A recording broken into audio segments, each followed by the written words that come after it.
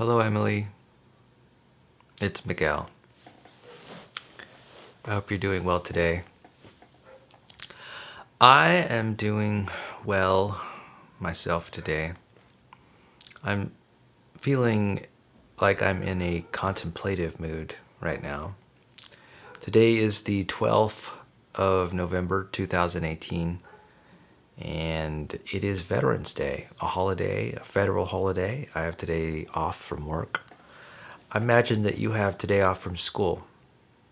So it's nice to have some time to kick back and reflect on your weekly activities, your monthly activities, your seasonal activities, and just sort of figure out where you're going.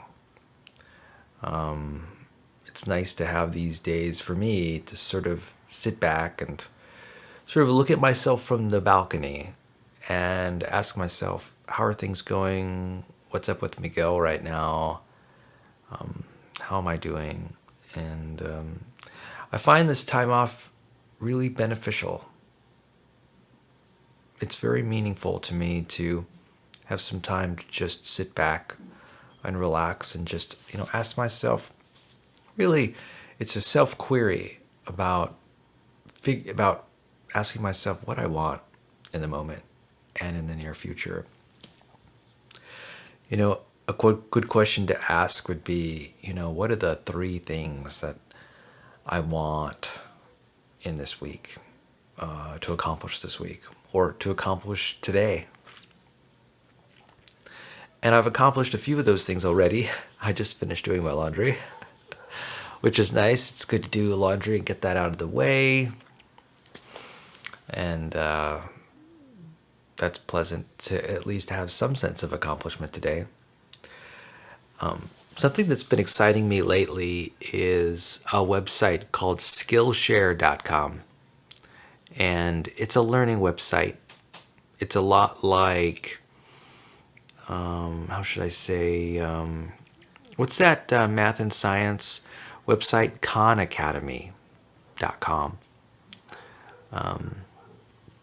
Skillshare and Khan Academy are very similar websites in that they have videos that are intended to inform people about things that they're wanting to learn. And I'm kind of excited about this Skillshare website. It does cost a little bit of money to subscribe to, only like $5, $6, $7 a month. So it's almost negligible in terms of cost. One thing I like about it is that, number one, it doesn't cost very much. But number two, it seems to have some areas of learning that are of interest to me. For example, photography, which I'm interested in learning more about. I'm also interested in learning more about artistry as it relates to things like drawing and watercolor. It also has videos related to culinary skills. I like to develop my own culinary skills, develop my abilities in the kitchen so I can satisfy my needs better. That is, my needs for food and water, foods and drink. It's always worthwhile to spend some time improving skills in those areas. There are benefits to be had. I hope you're doing well and enjoying your use of time this Veterans Day.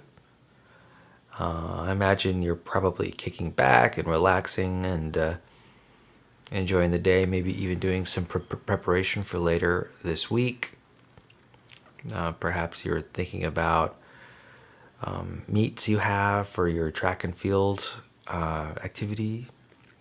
Or maybe you're thinking about school. School's about to end, so final exams are soon coming. They'll be on their way very soon. It's already mid-November, and I know final exams happen, at least in my semester, mid-December or even early December. And so, in fact, right now, today, I think I'll probably prepare for those final exams a little bit by studying some chapters and doing some homework that is due, what, day after tomorrow?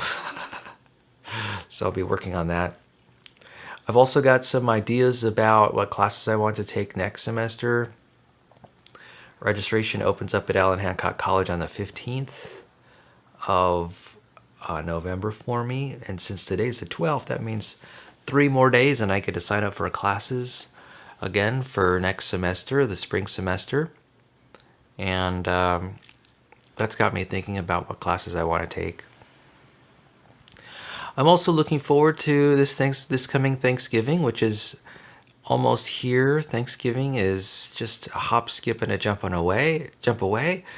You know, it's the 25th of November, I think. That is traditionally the date of Thanksgiving. And so, well, I don't know. I could be wrong. Maybe it's not the 25th. But yeah, that's something that's been on my mind and what I'm going to do. I have been setting up some plans. I set up some plans yesterday. They are easy to break, but there are some ideas that I have. I think I'll have some friends to spend time with on Thanksgiving, so that's good to know. I have also, like I mentioned, I've been feeling quite contemplative today, and one of the ideas that has been on my mind is something I wanted to, an idea that is so critical that I wanted to spend some time focusing on it directly with you. And the idea is a simple one. It's I think equally profound, and the idea is that we create our happiness and joy on the inside. Happiness comes from the inside and not from your external situation. And you know, it's odd because a lot of society is geared toward arranging and changing your external world so that you can achieve levels of happiness that are possible to you or for you. And, you know, in the back of your mind, I think everyone is always recognizing this idea that these emotions are generated internally.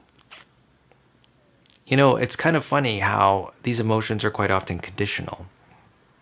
They don't have to be. But quite often in our minds, we create this conditional, this logical if-then statement that says that if our external reality looks like this, then we will give ourselves permission to feel this way. And sometimes it's not the statement, then we'll give ourselves permission. Sometimes it's like, then we must, or we will feel this way. And it's kind of interesting. A lot of fear is built up on those conditional statements, and a lot of frustration results when your external reality, it's hard for that external reality to match up before in a timely manner, right? So that you can experience the emotions that you want to experience. And it's kind of funny, in terms of Maslow's hierarchy, certainly that is true to a certain extent. You know, that conditional nature of, there's a point at which people don't have food, shelter, clothing. There's a point at which there is a direct correlation between having those things and being happy exists, right? If you don't have food, shelter, clothing, and safety, well, then you're not going to find happiness easily. The extension of that argument, though, is that if you do happen to have food, clothing, shelter, and safety handled, which many of us in the United States do, then feeling those emotions of happiness and joy and peace, that happens. It's not as conditional as it relates to your external environment as you would expect. And so in a way, there's a learning curve, right? You sort of move from one situation to the next, One where you are struggling to meet those basic hierarchical Maslow's needs, and then when you're not, when in this new environment, right? And that the rules change, right? No longer is your happiness the result of your external environment. It's really a personal decision that you make in the moment, every moment.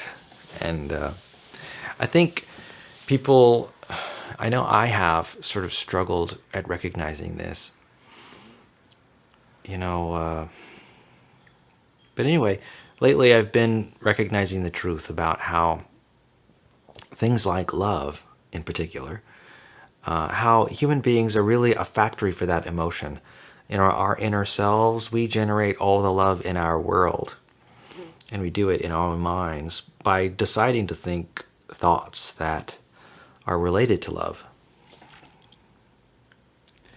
And the same is true with happiness. Again, completely within our control, happiness is something that we decide to enjoy or not through our choice of thoughts that we choose to think. And, it's not, what's kind of funny, I've been reading a book lately that's sort of been helping me understand this distinction, the distinction between when emotions are sort of triggered by your external environment and when they are the result of your sort of internal decision making. And of course, ultimately, all emotions are the result of internal decision making. It's just more apparent once you've satisfied all of Maslow's needs, all of the base needs, that it becomes an issue and things start changing. So let me tell you a little bit about the book that I'm reading now. A book that's helping me explore some of these ideas. It's a book by Russ Harris called Act with Love. And this is a really good book. I highly recommend you read it. If you want to talk books, I've got plenty of books to talk about. Act with Love. And what's the subtitle of this book? Looks like I may not be able to get toward it quick enough, but it probably doesn't matter. ACT is an acronym. It describes the words acceptance and commitment therapy. Personally, I have a real strong interest in psychology, and so I do a lot of thinking about different psychotherapies, in the whole range of the counseling environment. And this is just something I've been doing since I've been a high school student, right? It's not anything new. And so it's sort of how I access, my personal growth. And, it just helps me, it sort of helps enable me to sort of, enjoy my own personal growth experience and be in control of it. And I like it. There's another book that I happen to be reading right now that I just purchased this morning. This book, and I'm opening it for the first time on my Kindle. It's called Love and Respect. The love she most desires, the respect he desperately needs. I don't know. I got intrigued about this book as a result of my thinking about the Me Too movement in society and politics right now. And this book is not a book that I would normally read because I think there might be a religious intent behind the book. But I want to understand the concept. I think the book's title is Love and Respect. It's about human relationships and under what conditions human relationships can thrive, and the theory is, and just as I know it now, since I haven't even read the book, but based on summaries that I've read, the theory is that, and this is, of course, a gross generalization, an overgeneralization, which I recognize as being false almost immediately. But, sometimes as a rule of thumb, it's helpful to have these abstracted generalizations. This idea of women wanting love, men wanting respect in relationship, and how it's important that both those needs be satisfied in a relationship, and how partners are sort of called upon to sort of assist the other in meeting those needs. Anyway, for me, it's kind of an interesting topic, and I think it relates to the Me Too movement that's going on today in our culture in the United States. And I'm curious about that trend, that movement. I'd like to understand it a little bit more because it goes to how men in particular are sort of viewed in our society. That is changing as we speak. And it's been changing for the past 20 or 30 years. And I'm kind of interested in how it's changing and how it's playing out in relationships, and how it might play out in the future. Because I want to be able to sort of manage it and handle it wisely and intelligently. You know, it's a cultural trend. It's like feminism in the 1960s, right? You know, for me, it's important to and try to grasp what's going on so that I can operate in this new environment. You see, the social environment is changing, and I want to be able to operate in the new environment effectively. You know, that's the thing about the internet and culture today, is that culture and society is changing rapidly. And in order to keep up with the changes and work effectively in these new social environments, it's important to learn about these trends. At least that's where I'm coming from. And so I've got a lot of curiosity right now about this. And so that's why I'm reading the book. I'm also reading another book. Recently, I've been interested in productivity. And one of my focuses is reading this book called Make Time: How to Focus on What Matters Every Day by Jake Knapp and John Zeratsky. I can't, Zeratsky. So what I hope to gain from that book is sort of a better understanding of how to plan my weeks. One of the key concepts in this book has to do with creating a highlight for every day. And I really like that idea. This idea of the highlight, which is sort of being something that's meaningful and important to you, making sure that every day you're doing at least one thing, you're getting one thing accomplished that is meaningful to you. And I really like that idea. And I think it's got legs, so to speak, at least in my life. And I want to learn more about creating highlights every day, and sort of managing my time and energy in ways that, make me more happy and successful and more effective in my life. So those are 3 books that I'm reading right now. Make Time, Love and Respect.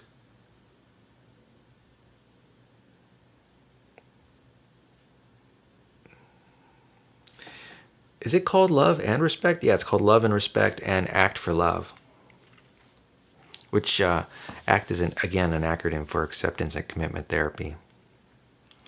So as you can tell, I'm kind of in a somber mood today,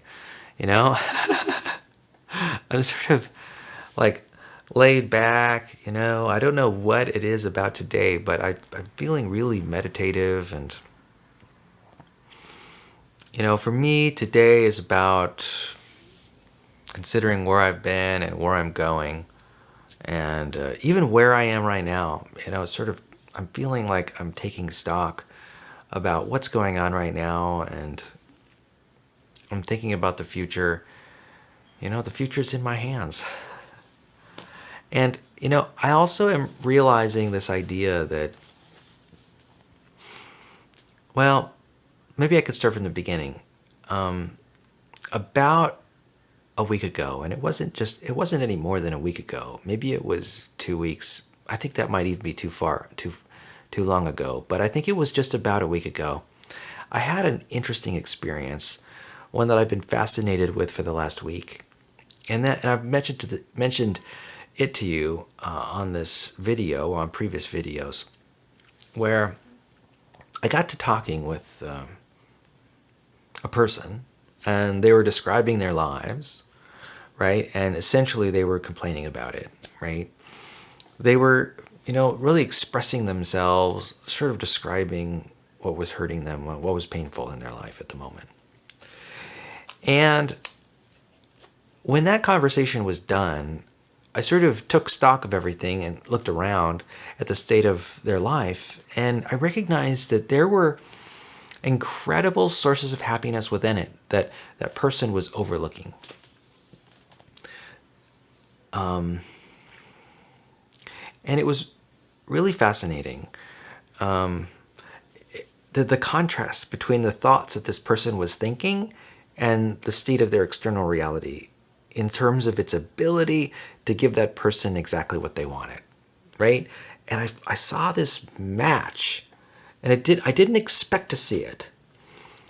The complaint was, I noticed their external reality was jiving, was in gear with the complaint almost exactly. Like, oh, I could see how that complaint can be resolved through, if only this person sort of recognized sort of the hidden potential in their current environment, they wouldn't have the complaint they did.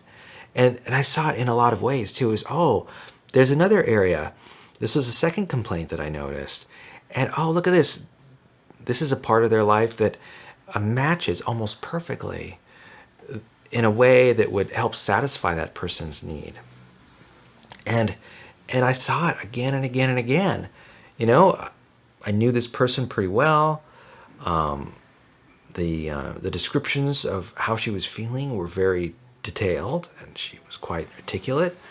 And then I looked at the external reality, and I just saw this one-to-one match, and it just, it sort of took me for a loop.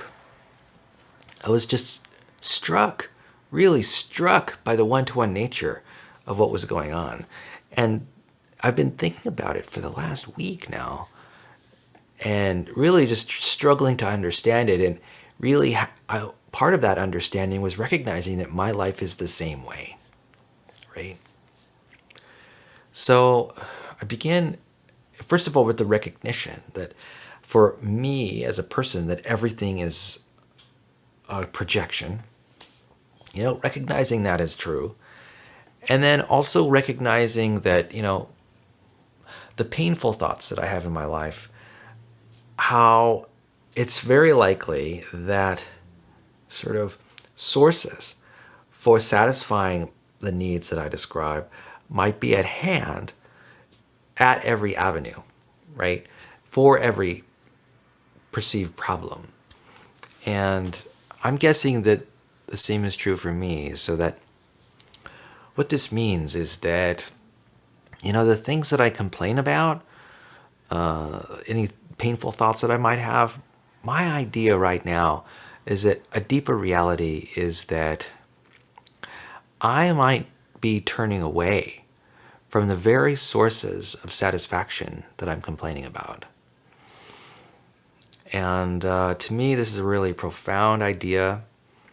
I think it's helping me realize that something I've mentioned before to you in the past, and that is that human beings are essentially artists, and we create our worlds as we choose. And,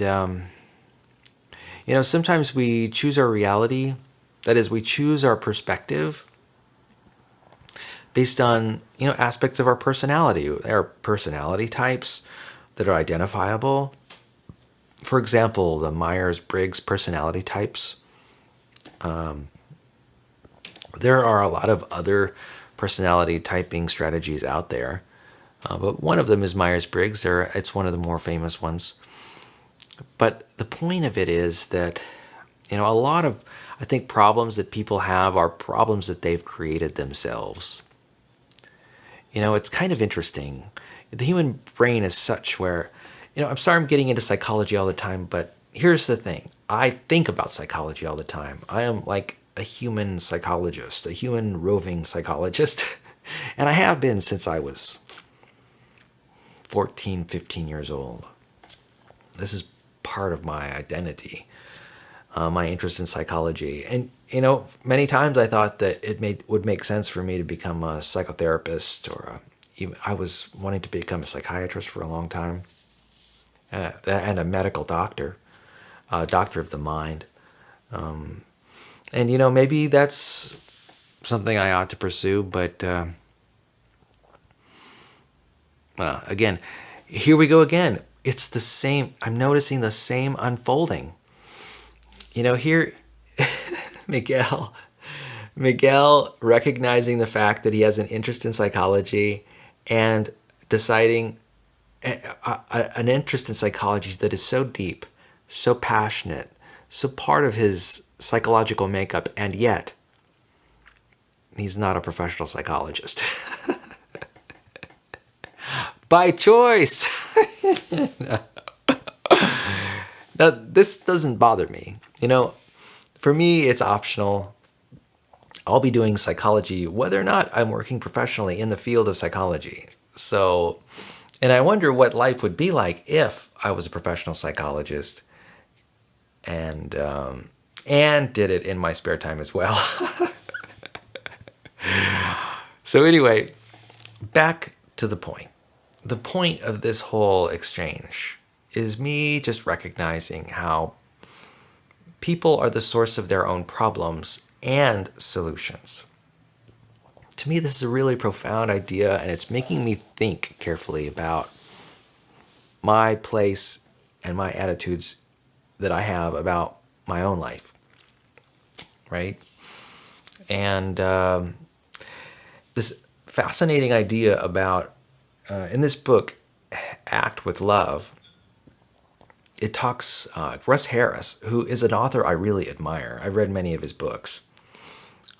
Russ Harris is describing a metaphor in his book. He talks about this idea of the fog. And the fog, for him, is just a metaphor for thoughts that are painful. And that how people sort of get wrapped up on contemplating their painful thoughts. It's just something that people do. It's part of self-preservation. People look for problems to solve so that they can be successful in their lives. It's just a natural tendency. And people become fixated on the problems naturally because, it helps them survive and thrive in their environment. And that's just what human beings have done all the years that we've been around, approximately 200,000 years. And it's been a very effective strategy. It's been working. And certainly there's no need for it to change. Though what I like about Russ Harris's treatment of this idea is that he's suggesting that it's possible to dismiss the fog by choice. For example, he talks about these painful thoughts, deciding to one can decide whether to grab hold of the thought like a $10 bill or let it free like a butterfly alighting from one's hand. And I think Russ is right. I think he's right. In fact, I've been finding success in letting go of the fog. I've been, for over the last week or so, this has been a personal experiment. I've sort of been entertaining this idea of sort of, in a carefree way, just letting the fog dissipate. That is, letting go. And it's working. Now, here's the thing. So it's working in the sense that I'm finding myself a little more happy during the day. I'd say probably 10% happier, which is significant. It's great. I mean, it's funny when I don't have any problems and I'm doing really good, and then I decide to use a certain technique and I'm 10% happier than that.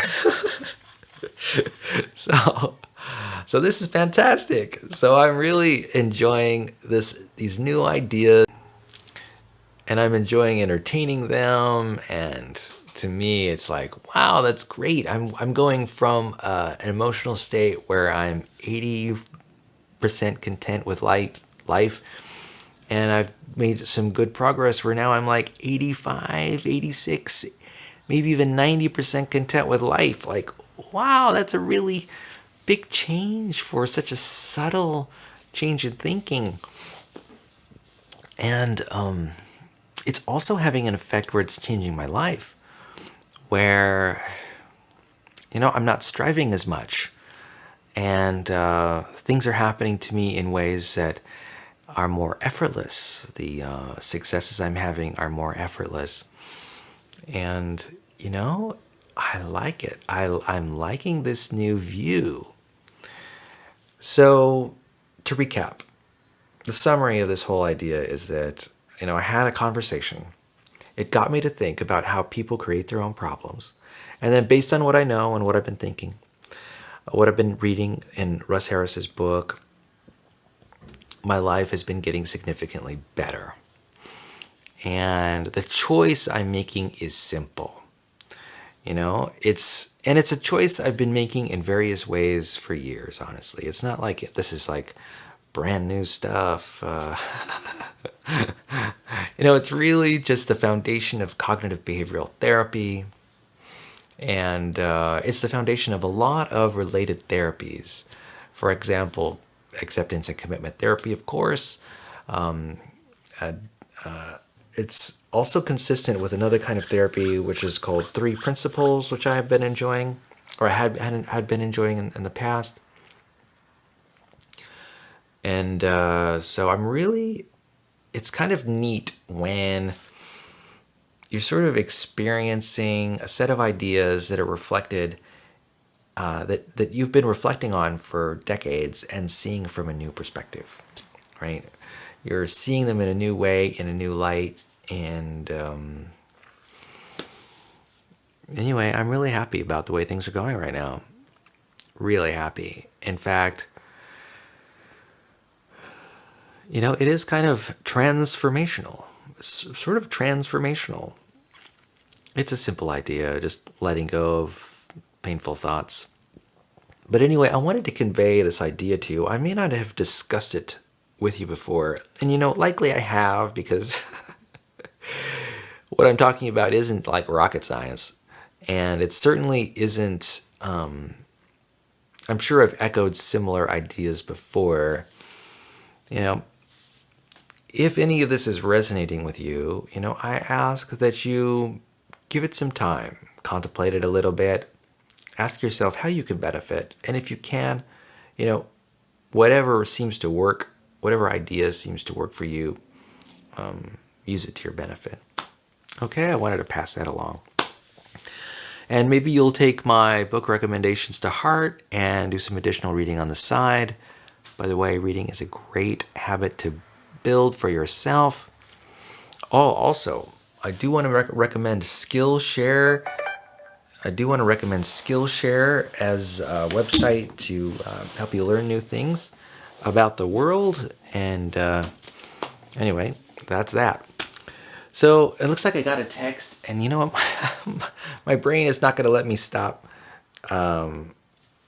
seeking what's going on in this text. So, okay. A friend has texted me. I'm not going to answer that text right now because I'm spending time with you. I think what I'm going to do in the future with these videos is I am going to turn off my cellular telephone. I know. It just doesn't make any sense for me to start receiving text messages while I'm on video. Don't you think? So, out of respect for you and out of respect for me, I think it makes sense to do that. So, I'm going to make a commitment to do that. So, let's go on to the next topic. As you know, I've been discussing a lot about how Christmas is one of my favorite holidays, and I've also discussed the idea about how I think that Thanksgiving and Christmas are being combined into this mega holiday that covers both November and December. And so in light of that, I've been thinking about reading portions out of this book called Hark, a Christmas Sampler. And like I mentioned in the past, we've talked about Christmas foods and Christmas animals and Christmas plants, all type of ideas associated with the folklore and history of Christmas. And today we're going to go through Christmas songs. That's right, we're going to discuss Christmas carols. And we're just going to read this passage and this passage of the book. And we're going to learn something about Christmas carols and how Christmas is celebrated in other parts of the world as it relates to Christmas music. All right. So this page says that all over the world, there are different Christmas carol customs. In Italy, on January 6th, 12th night, noisy instruments accompany the songs. In the city of Naples, bagpipes come down from the Abruzzi Mountains and go from house to house playing loud tunes. So I did not know, first of all, that January 6th is 12th night. Maybe that makes sense, if you think of Christmas as being like that night being the first night and then second, because it's about the 25th. Yeah. Okay, or maybe it's like, the 12th night after Christmas. I wonder what the connection is there. I don't know anything about 12th night. Hey Google, what is 12th night? According to Wikipedia, Twelfth Night, or What You Will, is a comedy by William Shakespeare, believed to have been written around 1601 to 1602 as a 12 night's entertainment for the close of the Christmas season.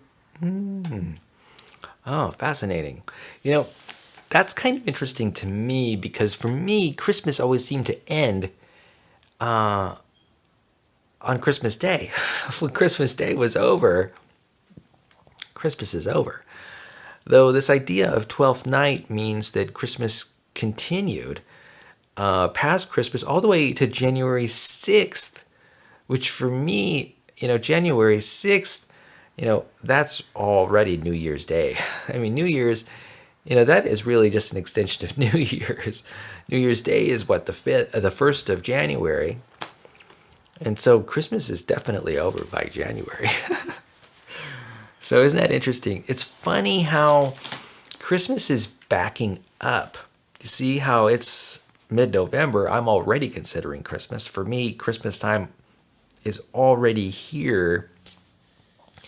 And it ends on really the 26th of December.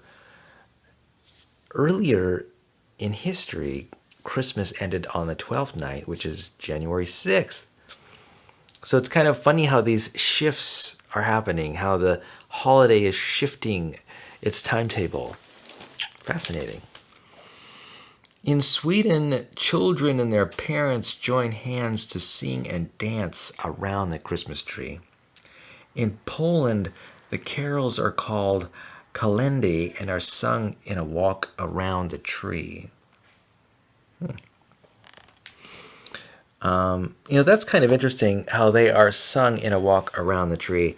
That means that the Christmas tree is in a central position in the room. I know I've pretty much always grown up with Christmas trees in a corner where behind the tree is really inaccessible.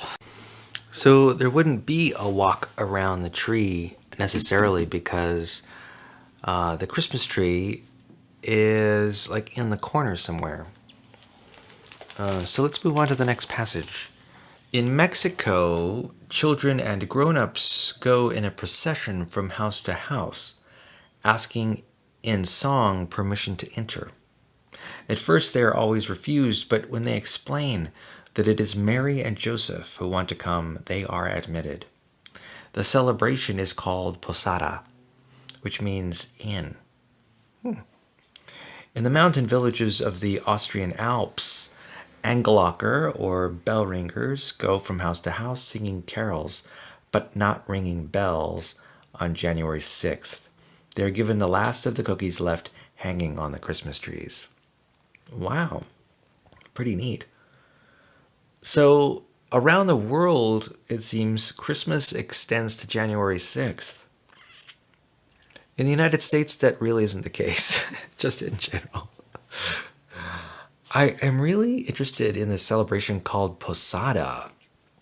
And I wonder if this happens very much anymore. It means in La Posada. You know? Pretty neat stuff. You know, it's really interesting how people all over the world celebrate Christmas and how there is really no, there's only what I'd call limited consistency. It's, it's fairly consistent. There's some consistency. What I find also quite interesting is that the image of Santa Claus is different from country to country. For example, that is the general appearance of Santa Claus is different. So the English Santa Claus is different from the German Santa Claus, which is different from the Swedish Santa Claus in terms of their appearance. That's pretty fascinating too. It's really interesting that Christmas is not just one holiday, but a diversity of holidays all around the world. And how it's really interesting how the traditions are so different and changed and changing. I was talking about how recently Christmas is extending into November quite dramatically, and how it's almost taking over Thanksgiving. And it's pretty fascinating. And you know what? Not only that, but I think that there is really a combination of Halloween, Thanksgiving, and Christmas happening. I've noted this in previous videos. For example, today I went to yesterday I went to a Thanksgiving dinner with friends, and I noticed that there were a lot of sort of Halloween related, fall.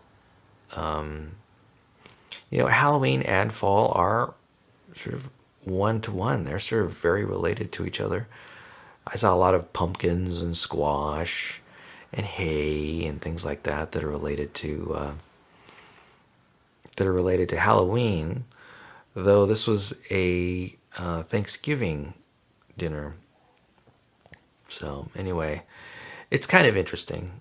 It makes sense that they're related somehow with the season of autumn, right? So anyway, I guess that's what I had to talk about. So, I wanted to touch base with you, Emily, and I wanted to ask you what you thought about this series, and I'm curious about if you have any opinions about it. And I'm wondering if you're finding the series enjoyable, or I'm curious about what creative ideas you might have about it for me, whether you think that it's worthwhile and important. Personally, I find it really important, and I think I will continue to do it long term. Yeah, I'm finding a lot of enjoyment in it, and I feel that I'm improving my communication skills. I think that I'm making myself available to you by reaching out. That's something I want to do. I want to be inviting and welcoming to you, and I think this is one way that I can do that. And in some ways I am kind of an electronic dad anyway, the e-dad, the internet dad, the i-dad. And I'm like an Apple product. I'm an avatar. And I'm happy to be an avatar. I'm happy to be this digital avatar of yours. And we'll see where that takes us. And, I think it's worthwhile. At least it's worthwhile for me.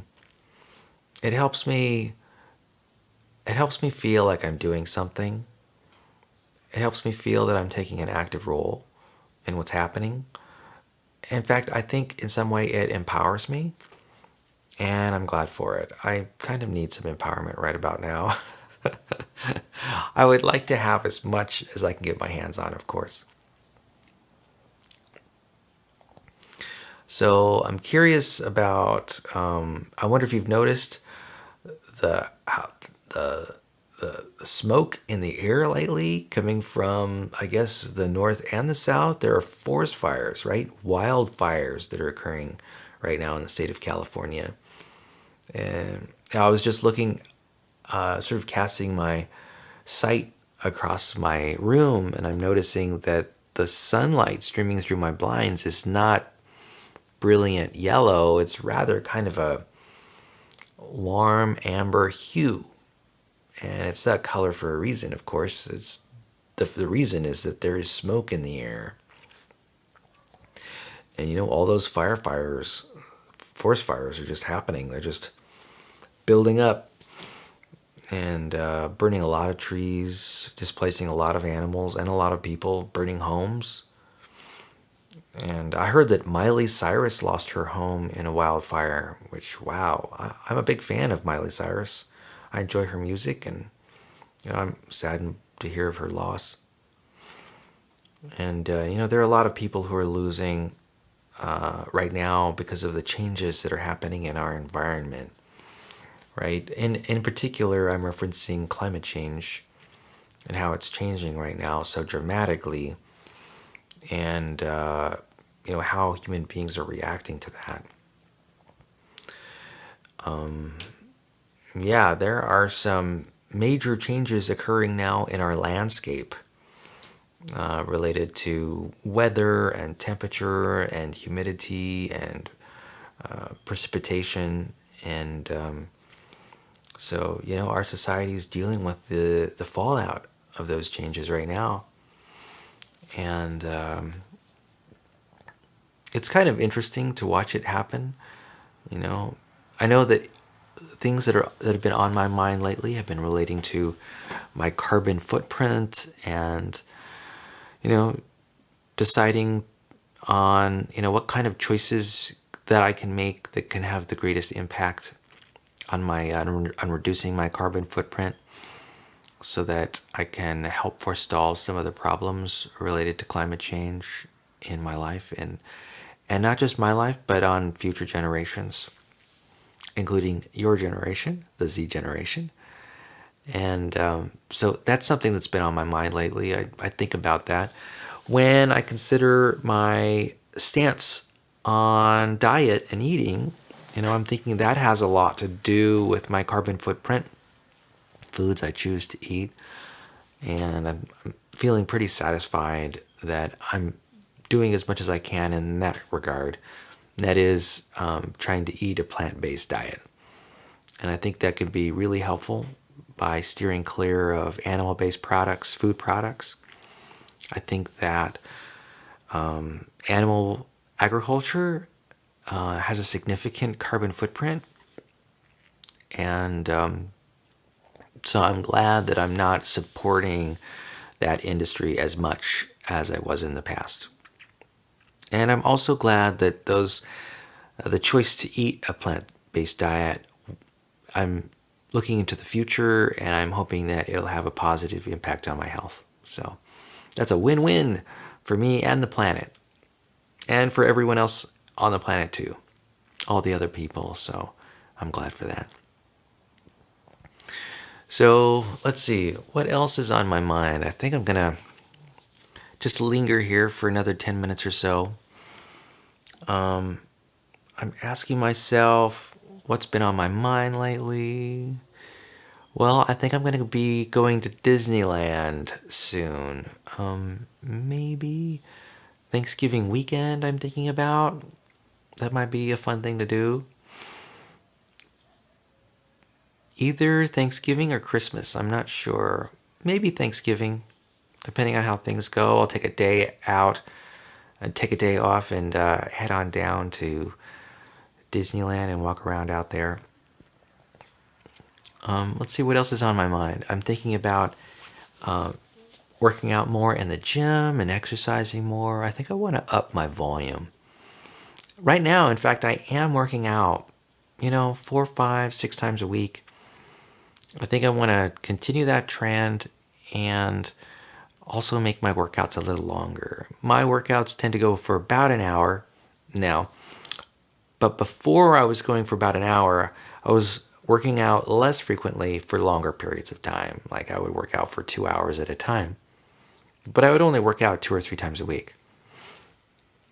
Now that I'm working out 4 or 5 times a week, my workouts are just about an hour long, and I'm thinking about increasing the duration and maybe even the frequency. Maybe if I can get to working out 6 or 7 days a week, that might be good to do.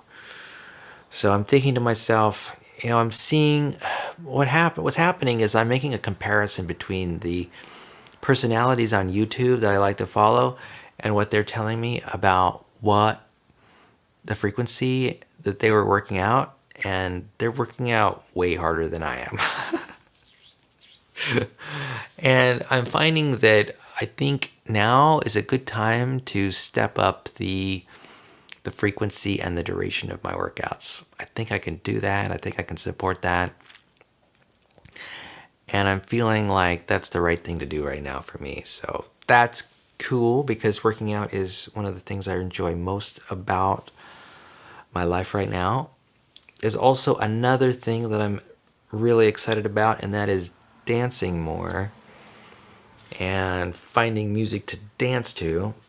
And that's something I want to really focus on too. I want to try to figure out a way to dance more often. Before I was dancing about once a week, and I'm entertaining this idea of dancing 2 or more times a week. I know. So what's kind of cool is, in general, this trend that I'm seeing is a desire for me to be more physically active. And you might think, oh, Miguel's physically active. And you know what? I am. I'm certainly doing better than the average American. But I think I could go a lot further than I'm going right now. And I think that I could derive a lot more benefit from it than I am right now by spending more time in the gym, doing work that I enjoy very much, that is just working my body. And I think it'll have a positive effect on my life in general. So thinking about that right now, how I'm going to do it and what I'm going to do. In fact, I was going to go to the gym today, which of course is a day off for me. So that would make it hyper convenient for me to go pump some iron. In fact, right after this, well, I'd have to go pretty fast if I don't want to run into my dinner time. But that's something to consider doing. And then another thing, I am really focused on productivity these days. Really focused on it. I'm reading a book about productivity. I am going to Skillshare.com and I'm learning more about new productivity techniques. I'm finding that the more focused I am on productivity, the more productive I am. And so I'm really great to notice that synergy. I know that when I learn about how to be more productive, quite often I act more productively. And learning is something that I can do in my off time, something that I enjoy, something that I'm focused on, that I can easily focus on. And then this whole idea of it, there's sort of an excitement about building new habits that work for me. And, I sort of,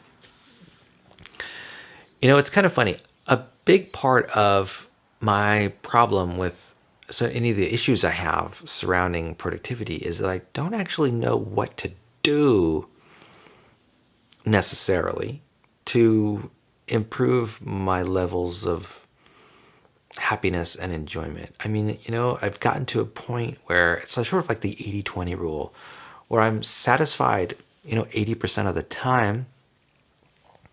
And so the operative question is, well, what can I do to make myself 1 or 2% happier? Or 5% happier? What possible activity out there would give me that 5%? can I imagine an activity that would give me that 5%? And I struggle. I struggle to figure out, well, what activity might that be? Yeah. So it's a good place to be in. It's a good place to be where I'm asking myself, well, what could I possibly do? And I don't have an answer.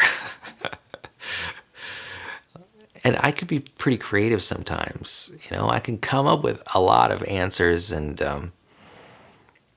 I just have to be motivated. That is, I have to decide. I have to motivate myself. I have to decide on a meaningful reason to press forward on some activity that I think would make me happy. So I'm taking time out to think about that a little bit more, and what I can do to accomplish more and enjoy life more. Yeah. Here's the thing about human beings, being a human being, it's something I've touched on before, and that is the incredible amount of uncertainty that exists. I'm, it's kind of funny. In one perspective, it's great that the uncertainty exists, because what that represents is freedom, right? People have the freedom to decide what things mean to them. And, when one recognizes that, nature is neutral and that everything's a projection, then this whole idea of creating your own happiness sort of really, it reminds you that it's in your hands. And it reminds you it's not anything that you need to do physically, right? It's really, it has little to do with how you are endeavoring to change your external environment. And so, I think it has more to do with decisions you make every moment, about your perspective and your attitudes about you and your inner world, right? Really that's the key. It's about happiness is about managing your internal world. It's sort of about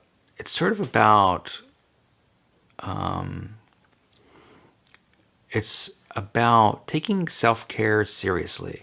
And I'm not talking about just health. I'm talking about self-care as it relates to your inner your inner voice. And your choices about the thoughts that you entertain, right? The choices that you take seriously. Anyway, let me mention that I love you very much, Emily. I'm going to wrap things up here. I just want to say how much I love you, how much I cherish you and our relationship. I want to recognize right now that things are really, on the face of it, really good between us, in the sense of that there's this great mutuality that I'm feeling, that there's also this, what I'd call sort of joint compassion, where we appreciate each other's perspective, and that I'm also noticing what I'd call a deep, deep sense of goodwill, right, between us, certainly between me and your mom.